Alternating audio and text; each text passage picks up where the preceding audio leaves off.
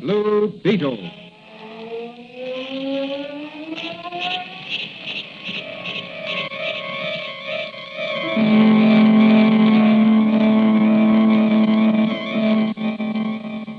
Sweeping down upon the underworld to smash gangland comes The friend of the unfortunate, enemy of criminals. A mysterious, all-powerful character, a problem to the police. But a crusader for law. In reality, Dan Garrett, a rookie patrolman, loved by everyone but suspected by none of being the Blue Beetle. As the Blue Beetle, he hides behind a strange mask and a suit of impenetrable blue chain armor, flexible as silk but stronger than steel.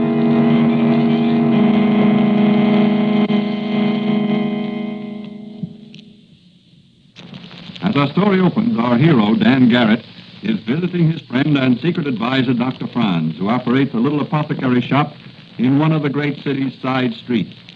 He is restlessly pacing the floor in Dr. Franz's living room. Look, Doc, why does there have to be so much red tape in police work? Well, Danny, every organization has to have rules and regulations. That makes for efficiency. Yes, but the criminals and the crooks we're set to catch aren't bound up in rules and regulations. You know, I like police work, but I also crave action. You seem to get plenty of it as the Blue Beetle. I worry about you, Tate. These crooks and gangsters are vicious, cold-blooded killers. They'd have no mercy on you if they caught you. I can take care of myself. Besides, that suit of blue chain armor you made me and that mask are a great protection. I hope they never catch you without it, or ever discover who the Blue Beetle really is. I'm afraid it would mean the end of Patrolman Dan Garrett. Well, after all, Doc, you're the only one who knows. Even Manigan is always saying what he'd do if he caught the Blue Beetle. He's the officer on the beat next to yours, isn't he? Yes, he was my father's pal. I see. He got me on the police force after my father was killed by a gangster's bullet. And doesn't he suspect at all? No, he doesn't. He's a good cop, but he's not very heavy above the ears. What's that newsboy cracking? Something about a movie star committing suicide. Wait, I'll go get a paper. Boy. Here you are, boy. Give me one of those extras. Yes, sir. Keep on him. Hey, look at this, Doc. Sandra Beaumont, the movie actress, committed suicide last night. The paper said she left a note on a dressing table which said, "Dope has become my master. No longer can I live without it. This is the end. Let my fate be a warning to all." What do you think of that, Doc? I think it's tragic, Danny. So do I.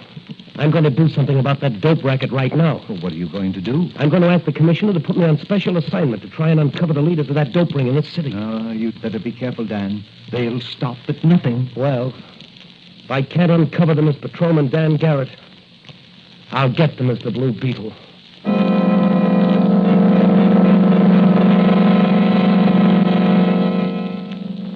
As our next scene opens, Patrolman Dan Garrett, Mike Manigan, and Charlie Storm, ace reporter of the York City Sun, are standing on the corner watching a hotel suspected of being the dope ring's headquarters. That's the place, all right. Somebody tipped off my paper. Why don't we go in and raid the place? What, just the two of us? Sure. Don't be silly. We've got no evidence. The commissioner wants evidence. That's our job. To watch everybody that goes in and comes out of that place. Me? I like action. So do I. Hey, look. Where? That shabbily dressed man there. He just came out of that side entrance and gave a cigarette to that kid standing there. So what? Looks like the kid gave him some money for it. He's a dope peddler. He's selling dope cigarettes, marijuana. Marijuana? Boy, here's where I make a pinch. Hey, you there, I want to talk to you. Come and get me, copper. Oh, yeah? You gotta travel fast to get away from me, brother. Go get him, Danny. I'll signal Clancy on the next beat. He'll head him off at the intersection. Look, Danny's diving for him. He's got him. Boy, that was a flying tackle. Sure what? Hey, look, that car there. There's a machine gun. Look out, Danny!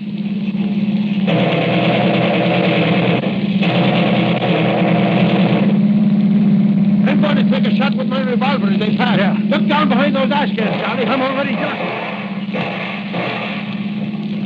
Missed them, but got it. Did you get the license number of that car as she passed? Yep. CB83725. It's probably a stolen car. Hey, what about Dan and the dope peddler? Those murderers get him? Looks like it. They're both stretched out in the street. You phone for the ambulance while I have a look. Okay. I'll phone my paper at the same time. Boy, what a story. Come on now, come on here. Break it up. Break it up there. Give them there. Hey, let's have a look at him. Oh, they sure got this guy. He looks like a sieve. Sure, and he'll never sell no more dope cigarettes to kids. He's dead. Yeah, he's dead. Look at the blood, will you? Yeah, look at This guy here looks like he's dead, too. Danny, it's Mannigan. How are you doing, Danny? What happened? Where's the dope peddler? He's dead. You tackled him, and some trigger men in a car machine-gunned you both. Oh, I remember now. I saw the car coming. Are you bad hurt? I don't know. I can't feel much. I'm numb all over. Well, here's the ambulance. You'll get a swell ride to the hospital, Danny, and maybe a citation from the commissioner for bravery in action.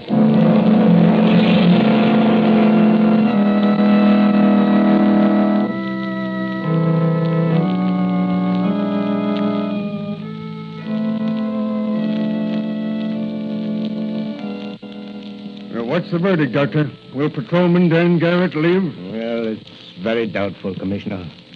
An operation is necessary to remove the bullet, but he's so weak from loss of blood that I doubt... That's tough. He's one of my best men. Due for promotion soon. Message for you, Doctor. Oh, thank you. Pardon me, Commissioner. Yes, sir. Well, this should be interesting to you, Commissioner. Read it. Yeah, let me see. If my blood is the right type, I would like to volunteer as a blood donor for the brave Officer Garrett. Why, this is signed by my daughter. Precisely. She's convalescing here from her accident. Well, she's almost recovered, Commissioner. Yes, but, Doctor, is she strong enough? I think so. Then by all means, let her do it. I'm fond as well as proud of Dan Garrett. He's a fine boy, like his dad before him.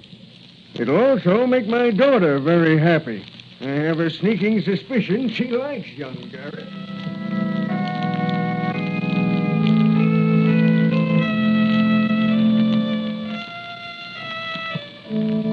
The commissioner daughter's Mary's blood proved to be the right type, and the transfusion was performed.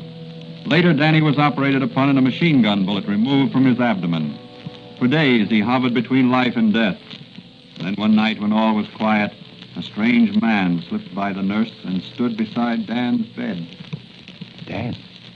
Dan Garrett. Who is it? Who's calling Dan Garrett? It is I, Dr. Franz, your friend. I've got something for you. Hello, Doc. Now listen, Danny. I want you to take this capsule. It's my secret 2X formula. It will bring you a speedy recovery. Sure? I'm positive. My formula will save your life, restore you to health in 24 hours. It will also give you greater vitality, keener eyesight, almost superhuman mentality, and it will give you abnormal strength. You will be a tough hombre when you get out of here. Give it to me. I've got to get out of here. There's important work to be done, and I've got to do it.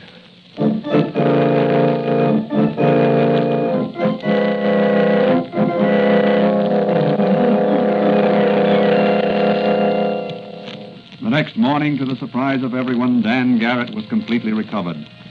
From Mike Mannigan and Mary Donnelly, the commissioner's daughter, who came to visit him, he learned that the commissioner had ordered extensive raids on all opium dens in the city. At one place, they told him, the police had been blown to bits by dynamite planted by the dope ring before they fled. Dan insisted on being released from the hospital and restored to duty. By mid-afternoon, he's back on his beat, fully recovered to health and strength by Dr. Franz's magic formula. That night, he visits the little apothecary shop of Dr. Franz. Hello, Doc. Hello, Danny. Well, my 2X formula worked, didn't it? It sure did. Hey, have a look at this. A bullet, huh? Yeah, that came out of me. Mm-hmm. Well, let's have a look at it under the microscope. Wait till I close up shop. Pull down the shades, will you, while I lock the door? All right. There. Now we'll just give this bullet the once-over under the microscope.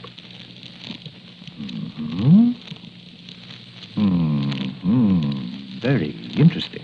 Very interesting indeed. What is it, Doc? Have you got something? I think so. This bullet was fired from a show. A show? What's that? Why, That's what the soldiers in the last World War called a certain type of French machine gun, because they couldn't pronounce the real name.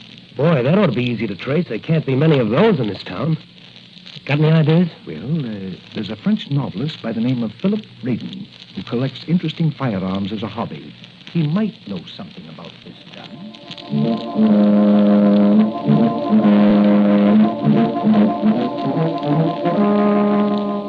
Out into the night went Dan Garrett on the trail of the murder gun. But a changed Dan Garrett. No longer is he in the blue uniform of the city's finest. He wears blue, but it's the blue chain armor of the Blue Beetle.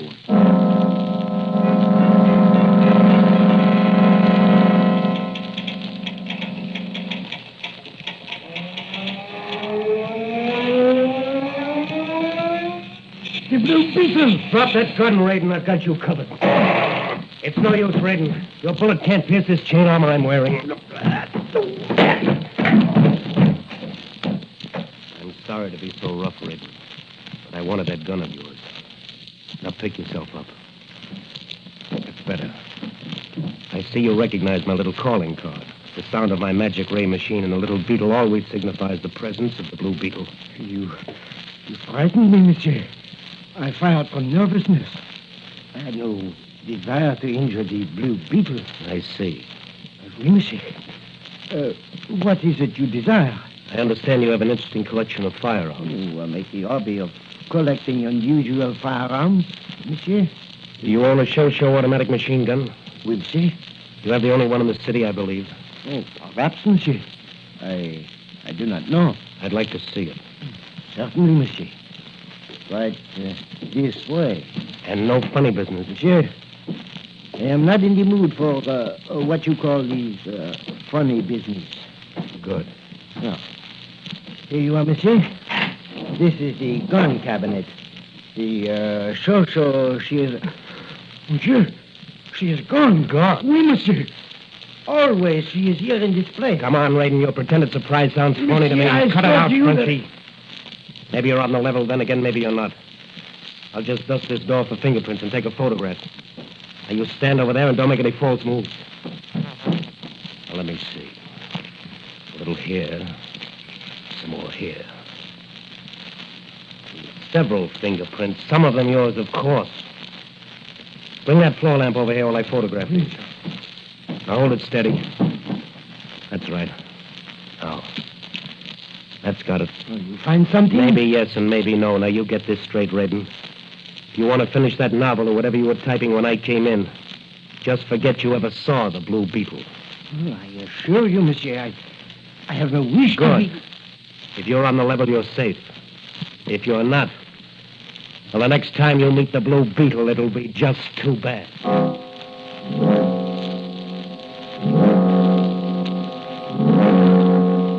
Whom will the Blue Beetle call upon next? Whose fingerprints were on the doors of the gun case? Is Radon, the French novelist, a member of the dope ring? Let's look in on police headquarters. The time is close to midnight. Manigan is holding down the desk while the sergeant is out for a bite to eat. Oh, sure, and I wish the sergeant would get back. I'd like me little trundle bed and some shut-eye. Oh. Take it easy, Manigan. You won't get hurt. You always wanted to meet the Blue Beetle. Well, here he is. It's no use to struggle. The Blue Beetle is stronger than you are. I'll just stuff this handkerchief in your mouth and then tie you up. And I'll carry you into the room where you keep the fingerprint files. There you are. Now, over my shoulder you go, up the daisy. Here we are. Now, just lie there like a good little boy. I want to examine these files. Let me see. Type 27B, 28B, 29, 30, 31B. Yes, that looks like it. Fingerprints of Joe Bugs McGotti, and here's his photograph. Yes, Mr. Bugs McGotti, those are your fingerprints, all right. You're the guy that stole that murder gun. Well, Mr. Bugs McGarty, you're going to get nipped by the Blue Beetle and nipped hard. Reach for the ceiling, Mr. Blue Beetle. Ah, the beautiful daughter of the police commissioner. Don't move. I'll shoot if you do. I have no intention of moving unless it's to step within the aura of such a charming person as yourself, Miss Donnelly. What are you doing here? And why have you gagged and tied up Officer Manigan there? I'm here to obtain evidence against the opium gang your father is trying to round up. I tied up Officer Manigan there to prevent his interfering. Why didn't you enlist his aid? After all, he's working on this case. The Blue Beetle works alone. But how do I know you're working for rather than against my father? Well, if my charming captor will lower that toy revolver which she's holding in an none too steady hand, the Blue Beetle will tell her something to gladden her father's heart. Very well. But don't try any tricks. Not a trick, my dear young lady. Now listen. I promise you that before daylight, your father will have the opium gang under lock and key, together with enough evidence to convict them. How do I know you'll keep your promise? Let this seal my promise. Oh, Good night, my sweet. I'd like to linger after that kiss, but the Blue Beetle has a duty to perform. take me with you, Blue Beetle. Let me stand by your side when you... He's gone. Maybe to die alone. No, I can't let him. I must help him. I must.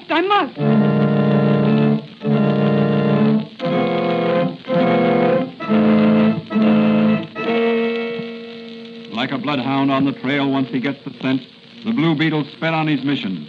And like the bloodhound, he'll never let up till he runs his quarry to earth. But close on his heels goes the commissioner's daughter, determined to have a part in the roundup of the nefarious gang of dope peddlers. Little did she know that close behind, as she hurried down the darkened street, a car was slowly following her. There she goes. That's the commissioner's girl. Let's nab her now. Wait till she passes that street light. Now, out you go. Make it snappy and keep it quiet. Okay, boss. Excuse me, lady. What? Who are you? Grab her. Come on. Oh, let me go. I got her. Come on. Okay, here's the car. I'll stick this gag in her mouth. There. Now open the door. We got it, boss. Right, shove it in. The commissioner will pay big dough to get his darling daughter back alive.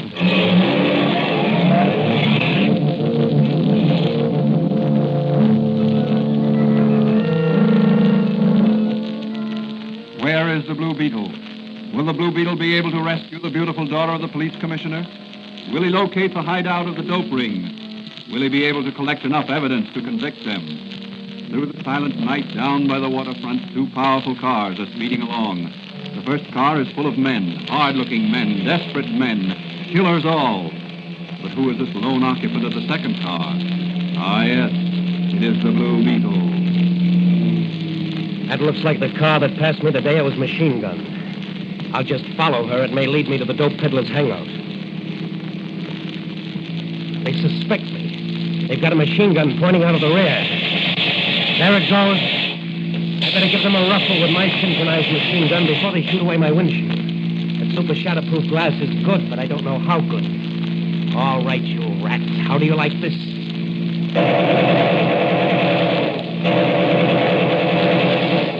I must have got that driver. Their car's zigzagging. Oh, now they're speeding up. Well, here we go again. They're slowing down. They're turning into that warehouse. That's my gang, all right. Just the spot I was headed for. Now, Mr. Bugs McGarty, for the final showdown. Closing the iron doors of the warehouse. I'll soon blast them open with those special bombs Dr. Franz made for me. All right, you mugs, don't close that door. I'll blow you all to kingdom come. What's he got in his hand? That's a bomb. So what? Drill him. Go ahead, Joe McGarty. Go ahead and shoot. I recognize you. Your bullets can't hurt the Blue Beetle. What did I tell you? Now it's my turn.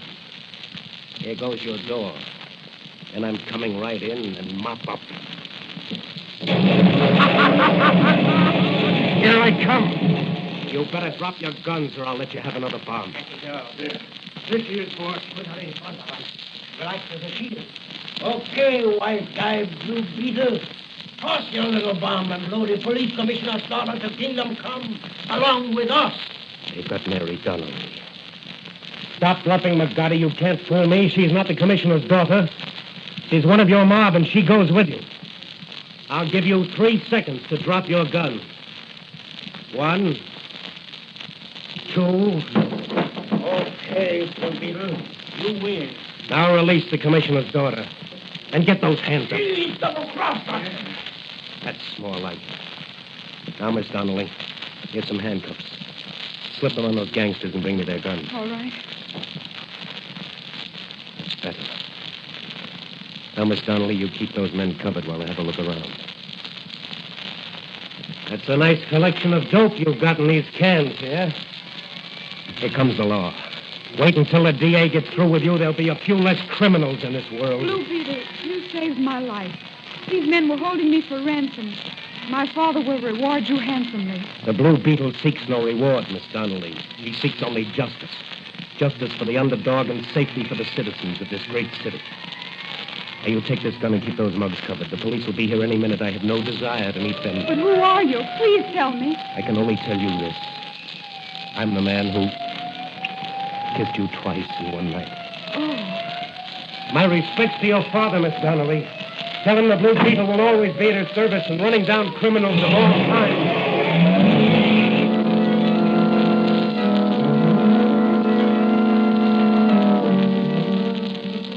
Away in his fast motor car sped the Blue Beetle, leaving the commissioner's daughter on guard over Bugs McGarty and his band of criminals.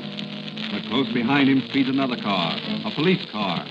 Will the Blue Beetle be overtaken and unmasked? Ahead, a stoplight is changing from green to red. Will the Blue Beetle defy the traffic regulations to avoid discovery, or will he obey the rules of safe driving?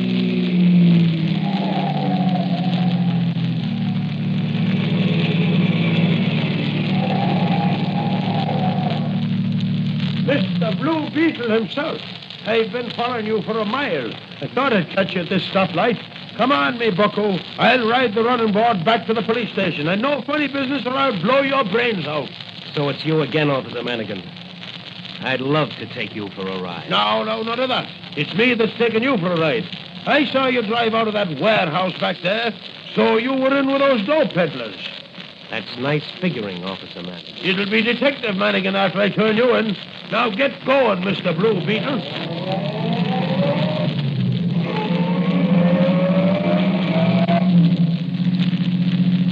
It's too bad, Manigan. We have to take such a lonely, winding road along the waterfront. Listen, Mr. Blue Beetle. The slightest move and you'll be Mr. Dead Beetle. Oh, yeah? Listen, you're interfering with my work, Patrolman Manigan. So there you go. Right off the running board into the river. Have a nice swim for yourself until you cool off. Good night, Detective Manigan.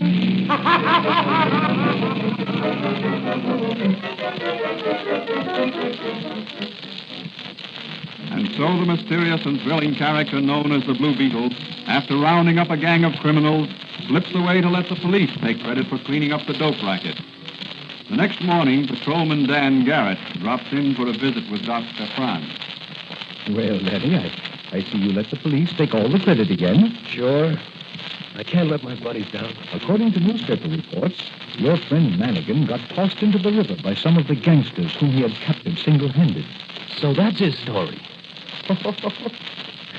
That ain't the way I heard it. I bet the Blue Beetle had something to do with it. Well, you'd win your bet. You know, when I met him this morning, he had the sniffles. And he said he caught a cold.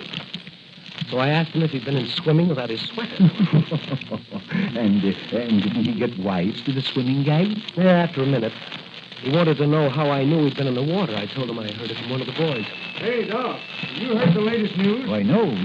What is it? Well, the authorities have got wind of a plot to sabotage that new Army pursuit plane that's being tested tomorrow out of the flying field. Sabotage? That's my speed. Maybe I can get him the detail to the flying field. So long, Doc. I gotta get over to headquarters.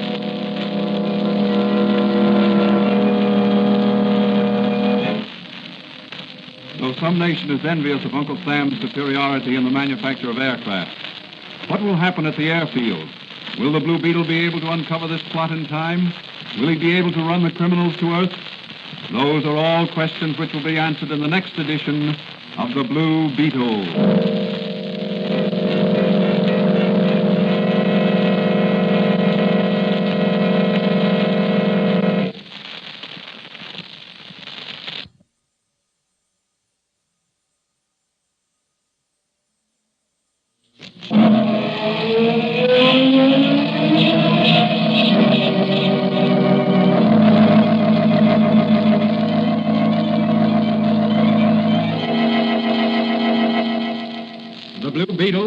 copyrighted Fox feature appearing in Mystery Men Comics magazine on sale at your newsstand.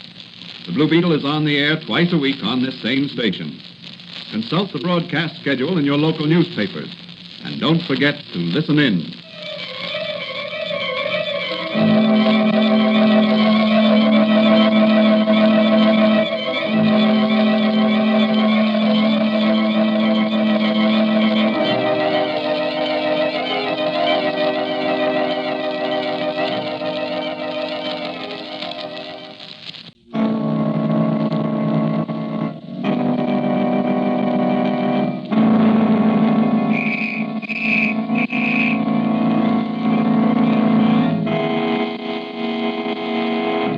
The Blue Beetle. Sweeping down upon the underworld to smash gangland comes The friend of the unfortunate, enemy of criminals. A mysterious, all-powerful character who is a problem to the police. A crusader for law. In reality, Dan Garrett, a rookie patrolman, loved by everyone but suspected by none of being the Blue Beetle. As the Blue Beetle, he hides behind a strange mask and a suit of impenetrable blue chain armor, flexible as silk, but stronger than steel.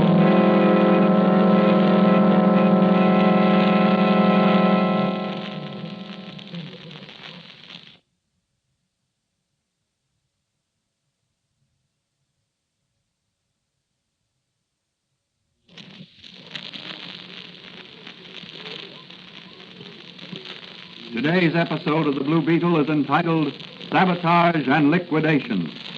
Will the Blue Beetle prove smart enough to checkmate the clever and ruthless band of international saboteurs who are planning to sabotage Uncle Sam's new fighting planes? As our story opens today, Dan Garrett, who is also the mysterious Blue Beetle, is discovered entering the little apothecary shop run by his friend, Dr. Franz. He seems to be in a hurry. Doc! Doc Franz, are you alone? Hello, Dan. Why, what's the rush? Yes, I'm alone. Good. Will you do me a favor and look over my Blue Beetle armor and see if it's okay? Why, certainly, my boy. You might give that mysterious ray machine you invented for me the once-over. Is the Blue Beetle going to do a little nipping again? Well, I don't know yet. But I'm assigned to the Flying Field Police Detail, and you never can tell what'll turn up. Well, I'll have everything ready for you whenever you get back. Thanks, Doc. So long.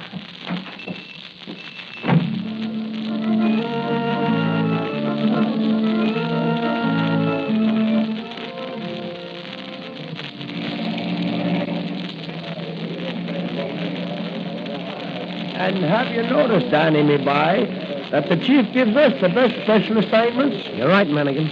You know why? Maybe he likes the way we wear the uniforms. No, that ain't it.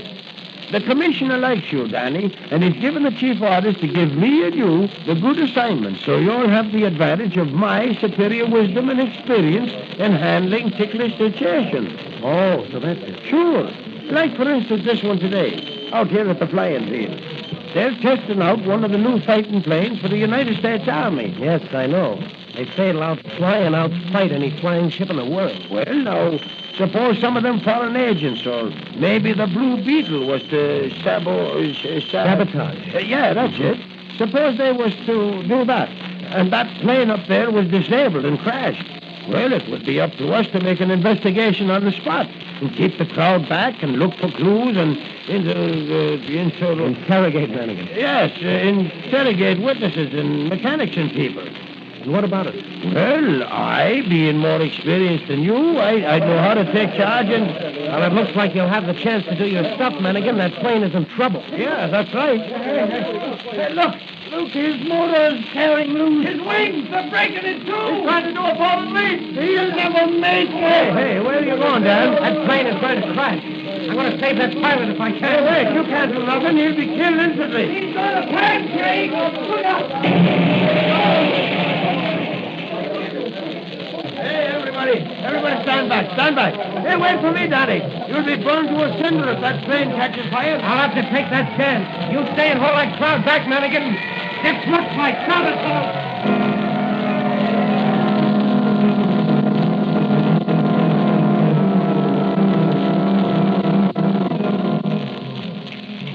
You pilots, can you hear me? Oh, the lad, all right. Come on, buddy. Put your arm around my neck. I'll lift you out here before we fry. That's the boy. Hold tight. Out you go. Now to get you away from this fiery furnace. Here comes the crash ambulance. They'll fix you up. You'll be okay over here. I'll just lay you here on the ground and go help Manigan with the crowd. As soon as that wreckage cools off, I'll come back and examine it for evidence.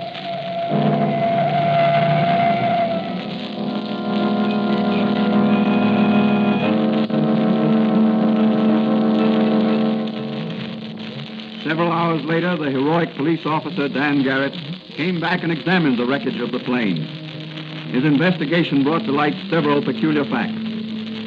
That evening, he called upon his friend and confidant, Doc Franz, the chemist, who had a little apothecary shop in one of the city's side streets.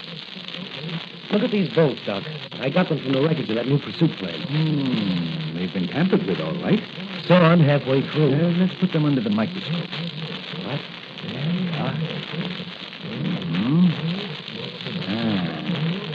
What do you find, Doc? Very interesting. Very interesting. What is it, Doc? They've been sawed halfway through with a Mayer hacksaw. A Mayer hacksaw? Yes. The invention of a man named Mayer. They're made of a special type of steel and saw teeth set differently from ordinary hacksaws. Therefore, they have a very distinctive mark on everything they cut. Also, the blade of the saw is so thin that it is sometimes difficult to locate the cut they make. They're usually called hack Mayers for short. Only one airplane company in this country uses them so far. That's so who? Why, the Darrell Airplane Company. Then this must be an inside job. Yes, Stanley, yes. It looks like it. They had the contract to make several experimental planes of different types. This pursuit plane was one, and the super bomber, which is to be tested tomorrow, is another. Okay, Doc, and thanks. I've got to change into my other costume. This is a job for the Blue Beetle. You take some terrible risks, Stanley. I worry about you. Don't worry about me, Doc. That secret 2X formula you gave me at the hospital certainly pepped me up. Oh, that was nothing, Danny boy, nothing. That impenetrable blue steel chain armor you made for me has saved my life many times. Yes, but someday something may go wrong and you'll be killed. Why don't you give up this Blue Beetle character and stick to regular police work? If you're popular with the commissioner, someday you might be chief of police. Doc, I've dedicated my life to helping the underdog and tracking down criminals and bringing them to justice. And no matter how great or how powerful they may be, I've got to do it in my own way. I must work alone. And you're the only one who knows who the Blue Beetle really is. I value your confidence, my boy. You're doing a grand job. Thank you, Doc. I better get going. I've got a lot of work ahead of me tonight. How do I look? Very mysterious and very terrifying. How does the magic ray work? Swell, let's...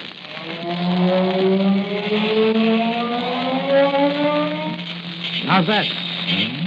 Hair-raising to a guilty conscience, I've heard. Yeah. Some of that sound and the little blue beetles I drop in front of those I wish to impress. Certainly knocks the ground out from under their feet. Have you got your flashlight with the Blue Beetle on the lens? Yes, right here, see? That throws a powerful beam. I'll need it tonight. Whom are you visiting tonight? I'm visiting the experimental construction department of the Darrell Airplane Company. I want to look over that super bomber. I want to make sure it doesn't crash tomorrow. Be careful, Danny. Be careful. Don't worry, Doc. I will. But I think the Blue Beetle will do a little nipping before this night's over.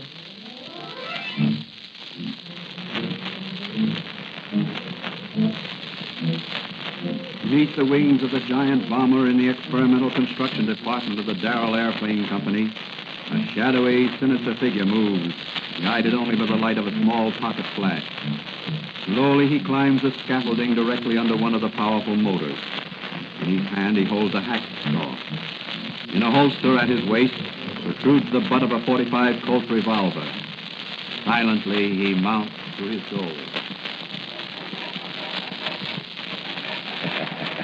That pursuit job was a cinch today. Tomorrow this bomber will crash. This sure is an easy way to make... The Blue Beetle! Oh, yeah? Well, take that, Mr. Blue Beetle! I got him. The Blue Beetle's not so invulnerable after all. Lucky I was healed or he'd have got me. I better beat it until Captain X-13 somebody's wise to us. Let the other workmen find the Blue Beetle's body here in the morning.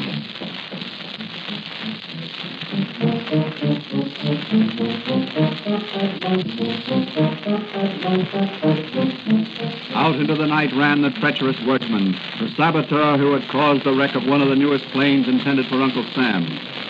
In a fast motor car, he speeds away to report to the mysterious X-13 the discovery of their secret. As he reaches his destination, he comes to a stop before an iron gate. A silent figure slips forward and bars his way. That you, Slug? That's right. This is Butch. Let me through. I gotta see Captain X-13. It's important news. It better be good news. You know the captain. He'll get a kick out of the news I got for him. Yeah? Yeah. I plugged the Blue Beetle The Blue Beetle? Where? at the ship. He caught me at work, and I let him have it. Gee, that'll make the captain happy. Well, good luck.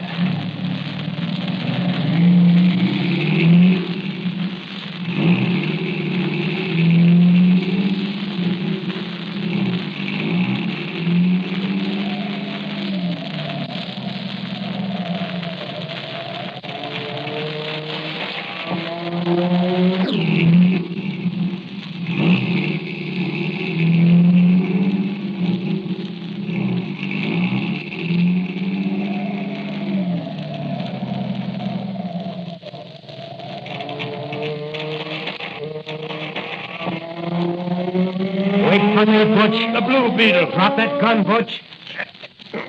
You're better with a hackmayer than you are with a Colt. I just sworn I got you. You fired at that flashlight, but I wasn't behind it. Well, you won't get away with it a second time. I'm gonna... Let that be a lesson to you, Butch. Never lead with your right. There's dynamite in my left. Now I'll just tie you up for safekeeping, and then I go to Captain X-13. Okay, Mr. Blue Beetle. That's what you get for mixing in things that aren't any of your business. Hey, Butch, are you all right? Oh, what hit me? Blue Beetle here. I sneaked up and sucked him when he started to tie you up. Come on, give me a lift. We'll carry him into the house and let Captain X-13 decide what to do with him.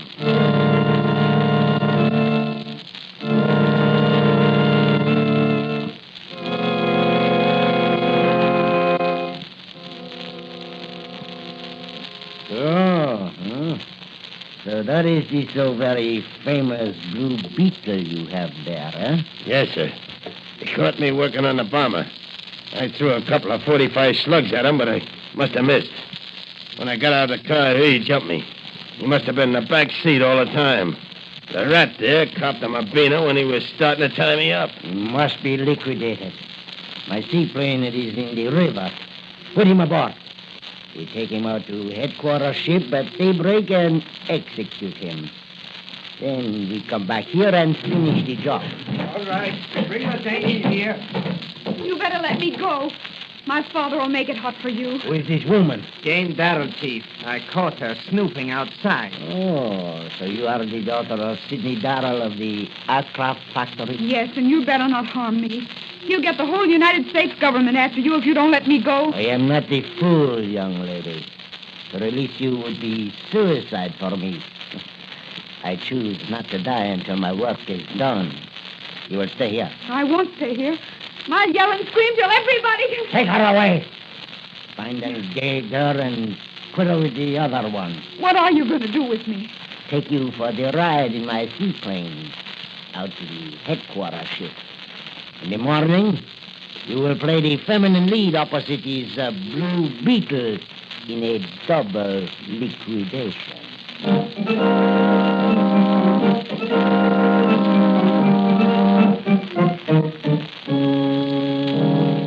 At daybreak, Captain X-13 and his crew of nefarious saboteurs and conspirators, with their two prisoners bound and gagged, take off down the river in their seaplane and head toward the sea. When the Blue Beetle regained consciousness, he managed to sever his bonds with his magic ray machine. Discovering Darrell's daughter beside him in the dark baggage compartment of the plane, he quickly removed her gag and bonds. Who are you? I'm I'm Jane Darrow. Jane Darrow? What are you doing here? They caught me investigating their hideout, and they're going to liquidate me. That's what they think. Who are you? The Blue Beetle. The Blue Beetle? That's right. Well, then you're to be my leading man. I don't understand you.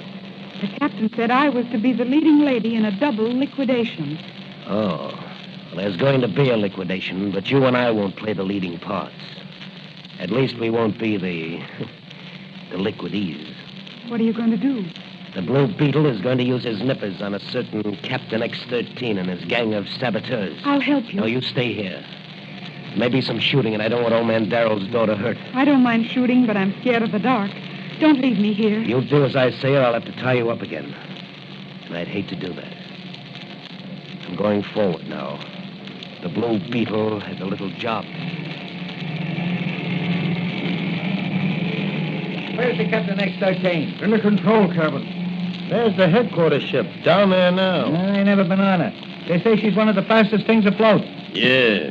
Well, we'll be aboard her in 10 minutes. And that'll be the end of the Blue Beetle. And Darrow's daughter. Blue Beetle! Let me at him! Hook him on the beam! Out of the way while I drill him. You're a man for punishment, Butch. Take that. Tackle his leg! All right! You hit a man's knee with your jaw slug. Well, that takes care of you two, and as for you, Rat, or whatever your name is, here's a little jujitsu. Here's a little jujitsu. Here's a little jujitsu. And a little rap on the head with Butch's gun to keep you quiet. What a bunch of sissies. Or else Doc's formula's giving me a super wallop. Mr. Blue Beetle, you will please to drop the gun. Captain X-13, I presume. Well, go ahead and shoot. Your bullets can't hurt the Blue Beetle. We shall see. We shall see. You're satisfied, Captain? Now drop that gun or I'll drill you where you stand. That's more like it. I get back to those controls and keep this plane in the air. The automatic pilot is set. It will direct the plane. You and me, we talk business, huh? You are a very brave and clever man. I can make you rich. Get this straight, you cold-blooded fiend. Nobody can buy the Blue Beetle. Now, you get back there Can and... I be of any assistance, Mr. Blue Beetle? No, Miss Darrell. This is the man's job.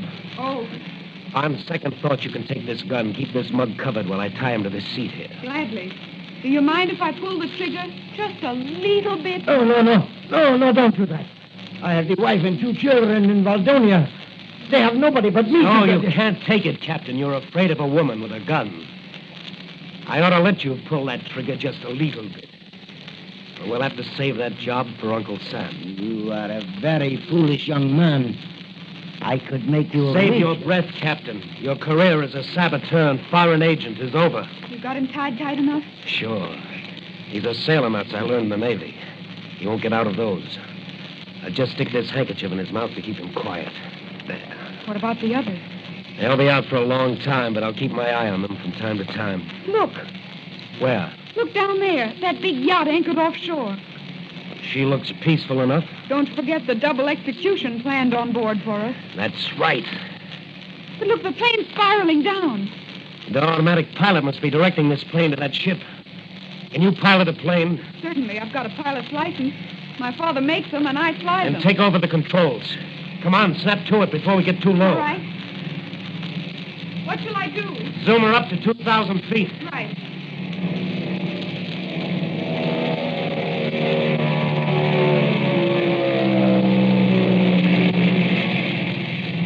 Level her off a bit. Steady now. How's that? That's swell. What are you going to do now? Put you ashore and turn those spies over to the police, and then come back. No, you don't. Not without me. I'm in this for you to the finish. My father's honor is at stake. The Blue Beetle works alone. Not this time he doesn't. This is dangerous business. So what? I love danger. You could be helpful. Well, come on, tell me. What's your plan? Well, now, let me see.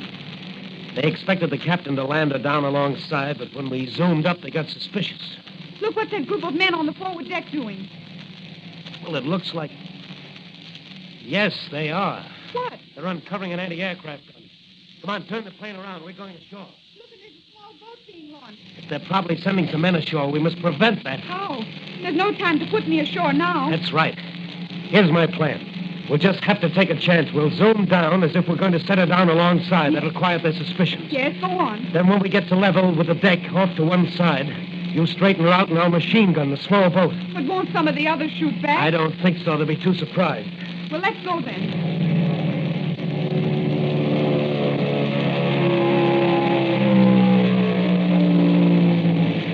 Hold her steady now. Okay. That's it.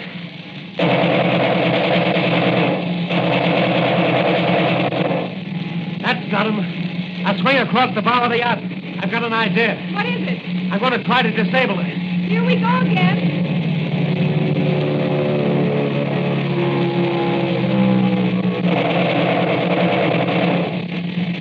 Ah, that did it. I raked the pilot house with machine gun bullets. I'll zoom her up. It's shooting at us. Yes, that was close. Are you all right? Sure, are you? Yes, they can't get me. Zoom her up out of range. All right. But look, that ship's moving ahead. It's tugging her anchor chain. I wonder why they don't weigh anchor. It's picking up speed. As she's dragging their anchor. They're heading right for those rocks offshore. Something has gone haywire. She's running full speed ahead right toward those rocks. Well, shall we stick around? No, we've got to get word to the Coast Guard. We'll hit it off up the coast and turn those mugs back there in the cabin over to the police. Look down below. Why, that ship is out of control, or else they're going to deliberately wreck her. And some of the men are jumping overboard. They'll drown sure as Moses in that treacherous water.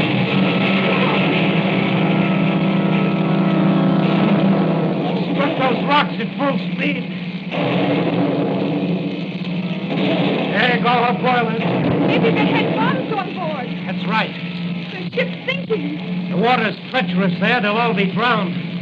So that's what's called mass liquidation. I'll say it is. Oh, it's horrible. Yes, but think of those poor devils who are the test pilots. They fly our experimental planes intended for the Army and for the Navy. It's horrible for them when the work of foreign agents causes them to crash. What about that new Army bomber that makes its trial flight today? That's right. I've got to get back and warn the authorities. The Blue Beetle still has work to do. Home, Jane, and don't spare the horsepower.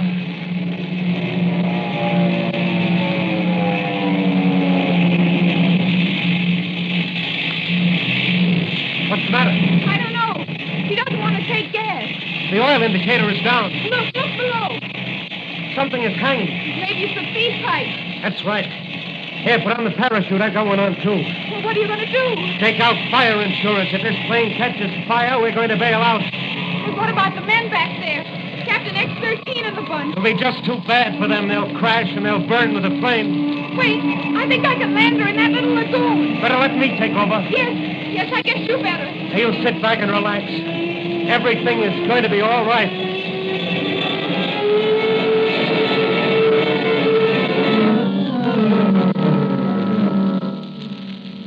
Skillfully piloted by the Blue Beetle, the disabled plane comes to rest upon the quiet waters of a little lagoon. Tying up the rest of the gangsters, who were by this time regaining consciousness, and leaving Jane Darrell on guard with his automatic, the Blue Beetle went ashore to phone the authorities and then disappear. An hour later, in the apothecary shop of Dr. Franz, he is relating his experiences. The shopkeeper where I phoned the police was scared out of his wits when I entered the shop in my Blue Beetle costume. I should think he would be. But what about the girl? You think she'll be safe on board that seaplane alone with those cutthroats? Oh, yes. They were securely trussed up, and she was armed. And besides, I saw a Coast Guard cutter entering the lagoon as I disappeared into the rushes. Evidently, when you shot the captain in the pilot house, as he fell, he jammed some signal for full speed ahead, which the engineers got. And before anyone could do anything, the ship piled up on the rocks. Well, that may be for me. I left word at headquarters they could reach me here. Hello? Oh, yes. Yes, he's here. Just a minute. It's for you, Danny. Thanks, Doc. Hello? Yes. Banker Ridley. The city hospital. An operation? The stock market crashes if he dies? Yes, I've got that. A suspected plot. Yes, I'll be right over. Goodbye. I've been assigned to guard duty over Banker Ridley at the city hospital. Mannigan and I. There's a plot afoot to do away with Ridley while he's on the operating table. Some racketeers want to clean up on the stock market, and his death will make that possible. Well, go ahead, Danny, go ahead. But be careful, boy. Don't worry, Doc. As the Blue Beetle, I have a feeling I'm invulnerable. So long, Doc. What will happen to Dan Garrett, the Blue Beetle, on this new case? Will he be in time to save Ridley's life? Can he prevent the stock market crash? Will he be able to run down the criminals? Those are all questions that will be answered in the next episode of The Blue Beetle.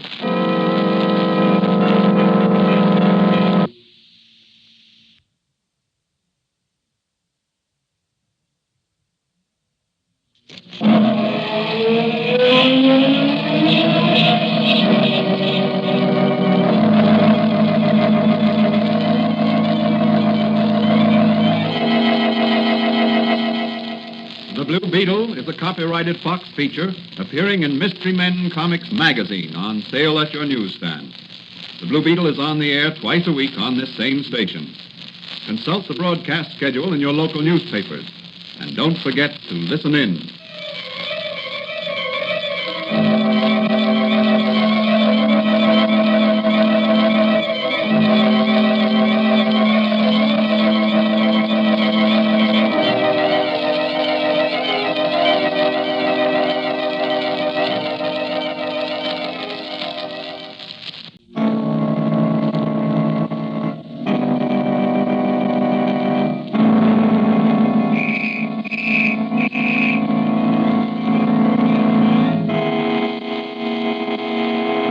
The Blue Beetle.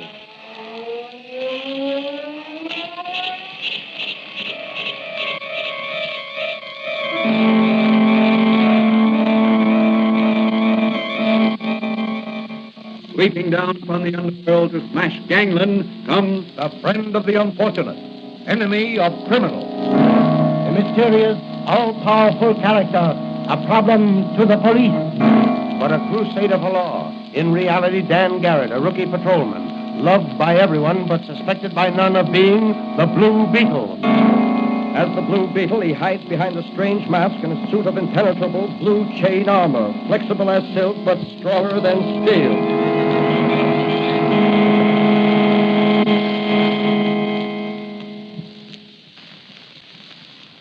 Today's Blue Beetle episode is entitled Murder for Profit. James A. Ridley of Ridley and Corcoran, wealthy investment brokers, died in City Hospital under peculiar circumstances.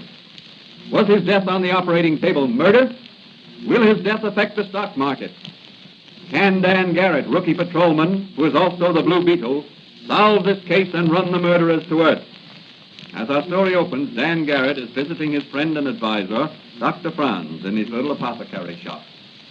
But, Danny, you say the authorities suspected an attempt would be made on Ridley's life? Apparently. They sent Mannigan and me rushing over to City Hospital to guard Ridley as soon as they heard he was to be operated on. But what made them suspicious? I don't know. Unless it was because they knew his death would affect the stock market, give groups in the know a chance to clean up, to make a lot of money. How? Well, Ridley was an international figure in investment circles. He controlled several large corporations. Yes, I know that. His death will undoubtedly cause the stocks of those corporations and possibly others to drop temporarily. Yes, but... Doc, if some crooked professional speculators were sure Ridley would not come off that operating table alive, they could play the stock market and clean up a fortune. But what about the other investors in the market? Wouldn't they stand to lose all they had? Precisely. But the murderers of Ridley wouldn't care about that. And why are you so certain it was murder? Look, Doc, here's what happened. When Mannigan and I arrived at the hospital this morning... Hey, Danny, it looks like something's up. Yeah. Wait, I'll ask this guy coming along the hallway and find Dr. Bartlett. Say, you, where do we find Dr. Bartlett? Dr. Bartlett can see no one. We're from police headquarters. We've been sent to guard Banker Ridley. You're too late. Mr. Ridley's dead. Dead? Yes, he died on the operating table just a minute ago. Manigan, you phone headquarters while I take a look around. Okay, Dan, I'll do that. I'll be in or somewhere near the operating room. I've got to find Dr. Bartlett. Oh, just a moment. Are you Dr. Bartlett? No, I'm just an intern. Dr. Bartlett's office is 2 doors down on the right. What's that you've got in your hand? It's a scalpel. A scalpel? Yes, a very sharp knife for making incisions. What are you doing with it? Well, I'm not permitted to speak. Come on, open up. I'm the law. Well, you'll have to see Dr. I'm Bartlett. seeing you right now with a bloody scalpel in your hand. Here in this room here, I want to talk to you. But you... In you go. Now tell me what happened in the operating room. I assure you, it's against the ethics of... Ethics be hanged. Talk. Did you kill Banker Ridley? No, I tell you, I had nothing to do with it. Then what are you doing with that scalpel? I picked it up after the lights went on. The lights went on. Were they off? Yes. Just after Dr. Bartlett had made the incision in Mr. Ridley's throat and was about to operate on the diseased gland, the lights went out suddenly and a stench bomb exploded just inside the door. It blinded everybody and everything was confusion. When the lights finally went on, Mr. Ridley was breathing his last. An artery in his throat had been severed. Where were you standing? Across the table from Dr. Bartlett. Then you could Yes, but I didn't. And what are you doing with that scalpel? I told you, I picked it up when the lights went on. Why? I noticed it was bloody. Well, wouldn't it naturally be? Hadn't it just been used to make an incision? Not this scalpel. The one Dr. Bartlett used to make the incision had already been put back into the sterilizer. But why should you pick up this scalpel? Well, I thought there might be fingerprints on it. Fingerprints? When everybody would be wearing sterile rubber gloves? Well, I didn't stop to realize that. Your story is pretty thin. I'm going to take you down to headquarters and let some of our... From your story, I take it you suspect the intern of having killed Ridley during the confusion caused by the unexpected developments. No, I don't really. I think someone higher up is the guilty person. Oh, surely not Dr. Bartlett. He's one of the most famous and respected surgeons in the country. Ridley's death meant profit in millions to someone or to some group. You know the lengths to which some of our most respected citizens will sometimes go to acquire quick riches. Yeah, that's true. You know, money is all right when it does good. But money is evil when it causes evil. Well, there's the first edition of the evening papers. Yes. Well, it started just as we suspected. Listen to that. Yes.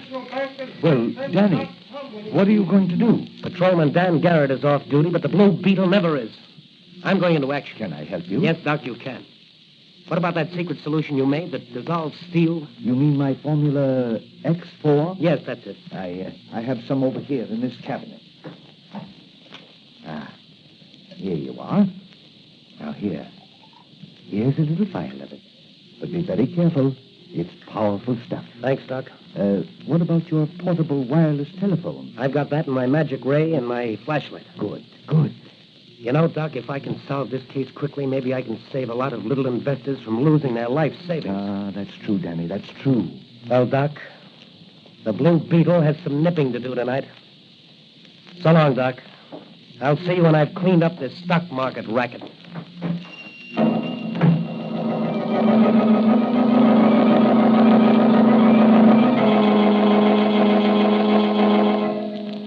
Again, the Blue Beetle rides the night wind. In his speedy motor car, he sets out in search of the murderers of Banker Ridley. Will he unmask them? Can he uncover their plot to make millions by murder? Where will the Blue Beetle strike first? In a dark street at the rear of the Ridley home, a long blue motor car comes to a stop. A figure silently steps forth and approaches the high wall around Ridley's city home. Now, here's the rear of Ridley's house. I'll have to watch my step. This wealthy neighborhood's well guarded. Here's a door in this wall. Locked, I'll bet. Just as I thought. Let me see now. Try one of these master keys. No, that one won't do. I'll try this one. That's the one. Better go easy. The hinges on this door will probably squeak. So far, so good. Better close this after me. Watchman finds this open, he'll be suspicious. Now to gain entrance to the house without arousing anyone. Hang that...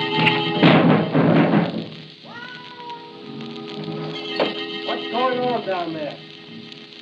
Owen, Carol, eat this bottle ashes. Plain cat make a good noise with the garbage collector.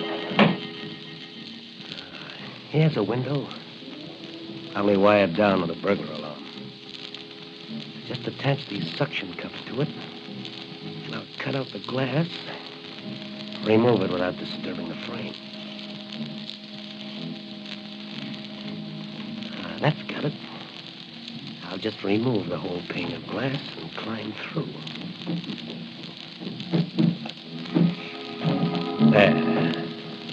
Now, for a look around with my flash. That's the kitchen. All clear here. This door must lead into the dining room. No, that's the pantry. The dining room is beyond. Where does this other door lead to? It's the hallway. The library should be up there on the right. Everything is dark. So this is my chance to search the place. I'll take the library first.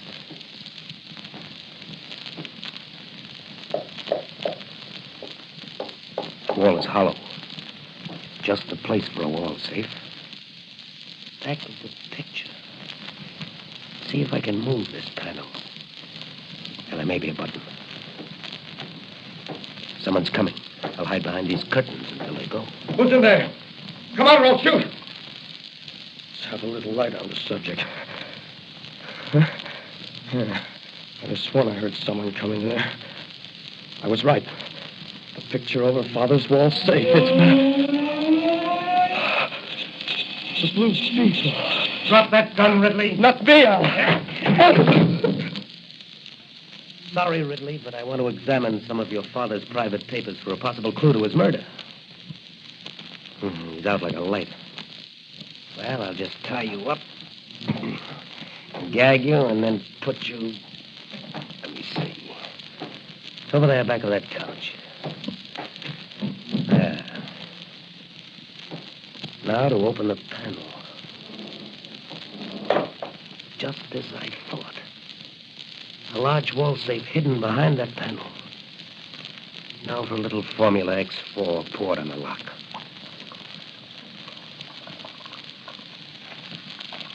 She's working, all right. Eating right through that steel. There, that does it.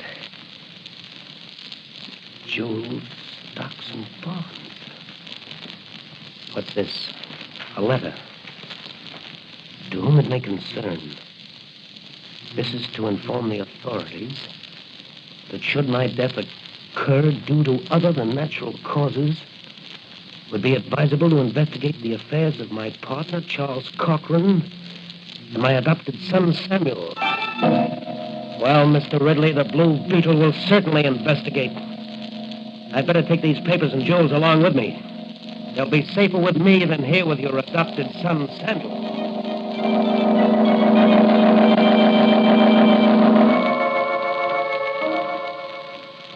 Off into the night sped the Blue Beetle on the trail of those responsible for the death of banker Ridley. Meanwhile, at police headquarters, Officer Manigan, playing a hunch, he has also decided to go to Cochran's office. In the still of the night, two cars are speeding toward the same destination. Each has a single occupant. One of the cars reaches its destination ahead of the other. A mysterious figure alights and disappears behind the building on the corner. Quickly, he mounts the fire escape. A minute later, a circle of light is playing on the door of a safe. In the middle of that circle of light is a large Blue Beetle. The doctor's Formula X4 worked once before tonight. It ought to work here. Sure is powerful stuff. Now let's see what this safe contains. Stocks, bonds, and certificates. Here's a list of something. To be sold short for Samuel Ridley, Charles Cochran, and Mr. John Smythe. If and when. I wonder who this Mr. Smythe is. You'll never know, Mr. Blue Beetle. Officer Manigan. Isn't it late for you to be out alone? No, none of that. I've got you covered, and I'll shoot you if you make a move. You're going to the station house with me. Maybe you can explain to the DA what you're doing in this office at that safe there.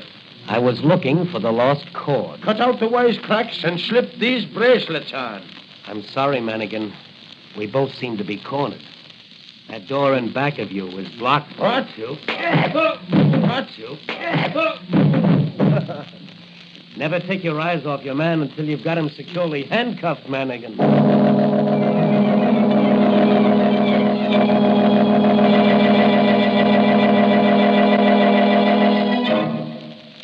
After taking the unconscious Manigan back to police headquarters and propping him up against the front door, the Blue Beetle sped on his way to the home of Charles Cochran.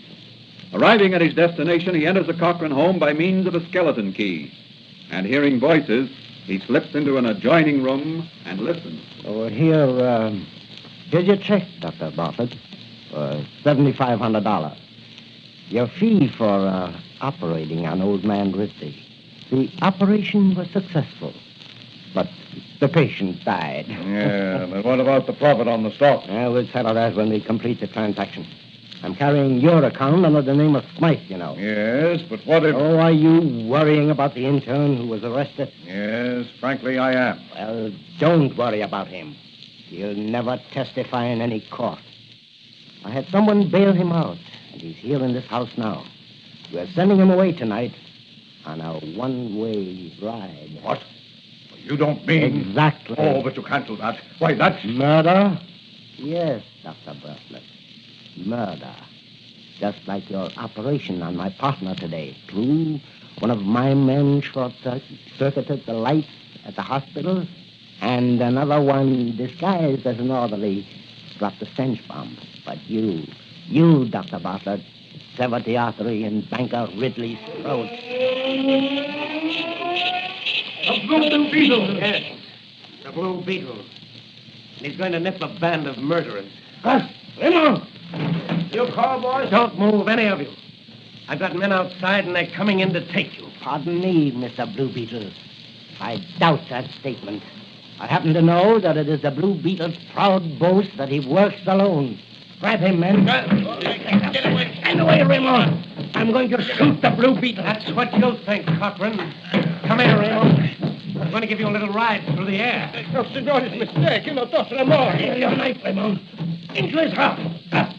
Rip up the Blue Beetle. Right, boys. Oh. Right on the toe of my boot, Gus. And now you, Raymond, up you go. Oh, no, senor. And across the room, and your boss is black. Oh, Blue Beetle, get those hands up. Young Samuel Ridley. You must be Houdini to have gotten out of those bonds, or else I've forgotten my sailor knots. You've forgotten something else, Blue Beetle. I'll take whatever you took from my father's safe.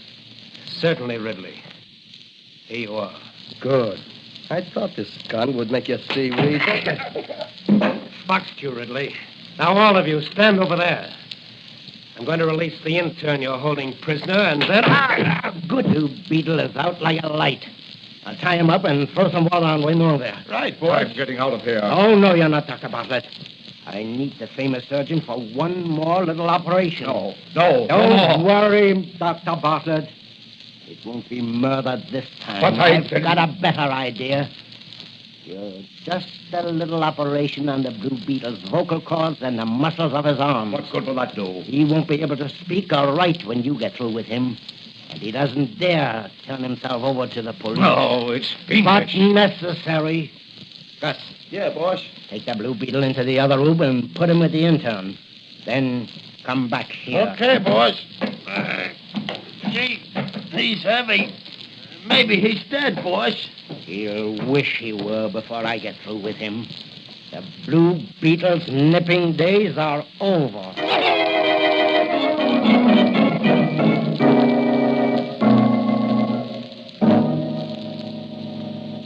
What will happen to the Blue Beetle?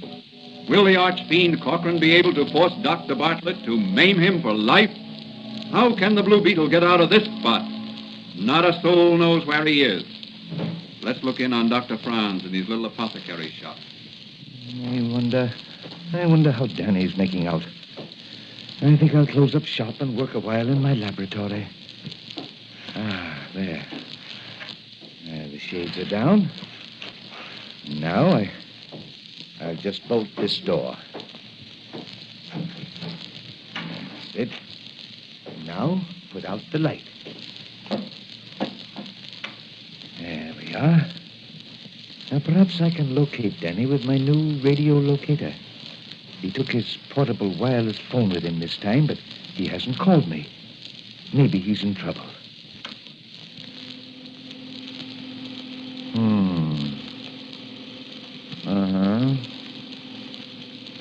I can't seem to locate him.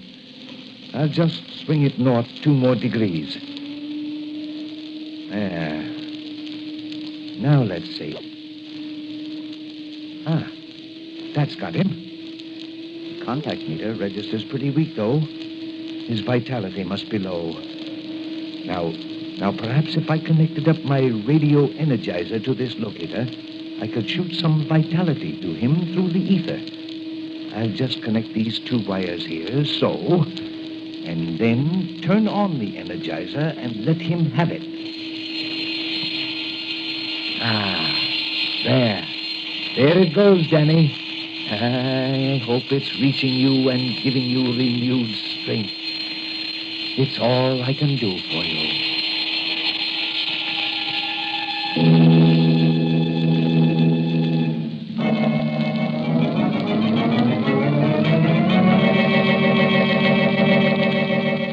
Are the energizing rays sent out by Dr. Franz reaching the Blue Beetle?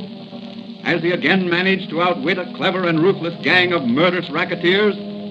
How can he escape their clutches? Let's look in on the little room in the Cochrane home where the Blue Beetle was imprisoned with the intern from the city hospital. Where am I? What's that noise? It's a midget antenna on my helmet. Dr. Franz must be trying out his new radio locator. What's happening to me? I feel as if I were being pumped full of energy. I can burst these bonds easily. Who's that over there on that cot? The hospital intern, of course. You. Can you hear me? Shake your head if you can. Oh, you can. Wait until I take that gag out of your mouth. There, that's better. Now I'll cut your bonds with my magic ray.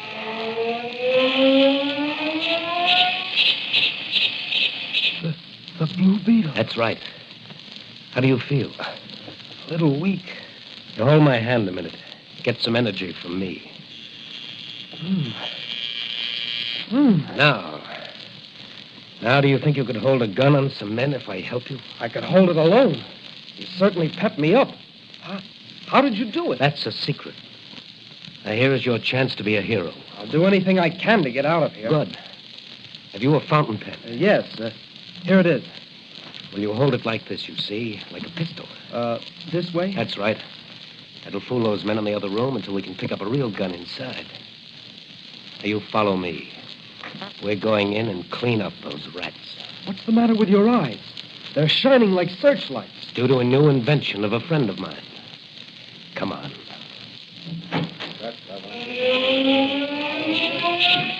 The Blue Beetle.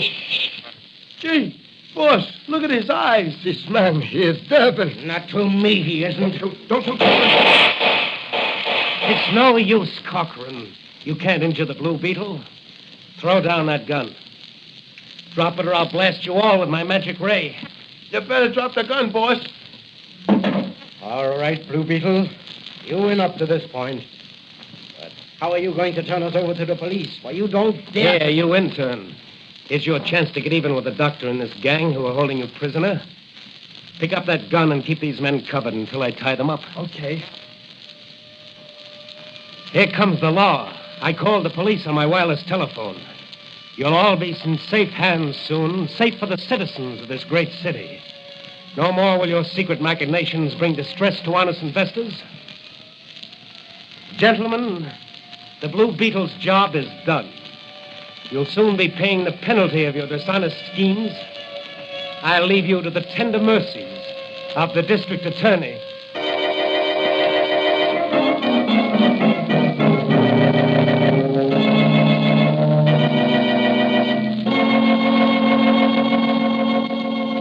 In the early hours of the morning, Patrolman Dan Garrett, no longer the Blue Beetle, sat in Dr. Fran's living room. Danny, you did a swell job. And now you'd better get some rest. Yeah, I guess you're right, Doc. I'll see who it is. Just a minute. I'm coming. Is Patrolman Garrett here? Yes. Who wants him? The chief. Everyone's called back to duty. Why? What's happened? Some crooks have started a reign of terror, and they've threatened to blow up the city.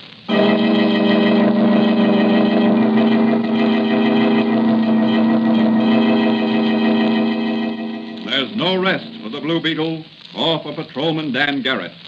What will develop in the next chapter of Dan Garrett's life? As the Blue Beetle, will he be able to run down and apprehend the members of this dynamite ring? Can he outsmart this deadly gang of underworld characters? These questions will be answered in the next episode of The Blue Beetle.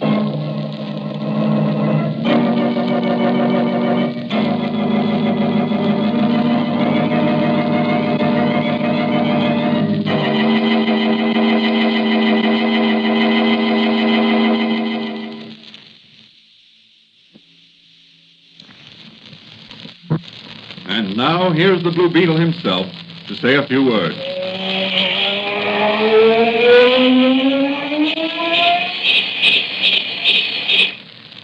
Folks, the moral of this story is that the confidence of our friends often gives us new strength and new courage. And also that our confidence and friendship for others often helps them. In other words, confidence and friendship among mankind is vital. And if everyone is sincere in everyday life, they will aid others or be aided by others, just as Dr. Franz sent new vigor and vitality to me in order that I might rise and fight. So my advice to young and old is to cultivate the friendship and confidence of your fellow men. And through that friendship and confidence, find new strength and courage to face the problems of each day.